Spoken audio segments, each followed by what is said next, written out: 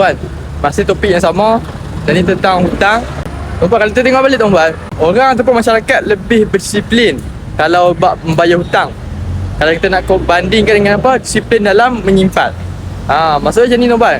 Kita ni mungkin orang kata lebih teratak lah, lebih bagus lah kalau bab-bab nak bayar hutang ni. Tapi kalau bab-bab nak menyimpan tuan-puan, agak sukar tuan-puan.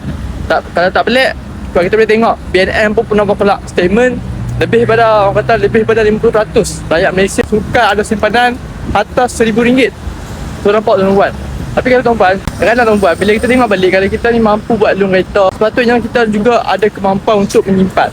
Kita tak boleh nak kata apa buat apa beli kereta ni adalah benda salah, sebab benda ni subjektif. Dia bergantung pada situasi. Kalau benda tu memang memerlukan, ya kita betul beli. Tapi kalau kadang-kadang tuan-tuan, kita tengok balik, sama ada kita beli tu sebabkan memang ikut kita punya rasional ataupun hanya ikut hawa nafsu kita. Contoh macam ni lah tuan-puan. Contohlah macam saya masih bujang, masih single. So saya rasa mungkin kereta tu bukanlah satu keperluan untuk saya. Macam kalau kata nak pergi kerja, saya boleh naik MRT, saya boleh naik motor. Dan lebih menjimatkan kalau kita nak compare beli kereta, yang mana tuan-puan, banyak kos kena tanggung. Kos minyak lagi. Kalau tempat kita tu nak kena ikut tol, banyak tol lagi. Betul apa ni? Nak kena bayar insurans, road tax dan cukai semua. Dan semua tu lah tuan-puan.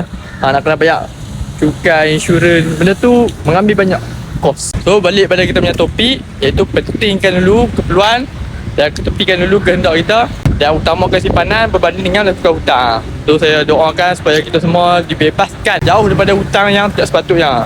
Moga video ni bermanfaat untuk semua. Tuan-tuan ingat, jangan tukar bola simpan sampai kita kaya.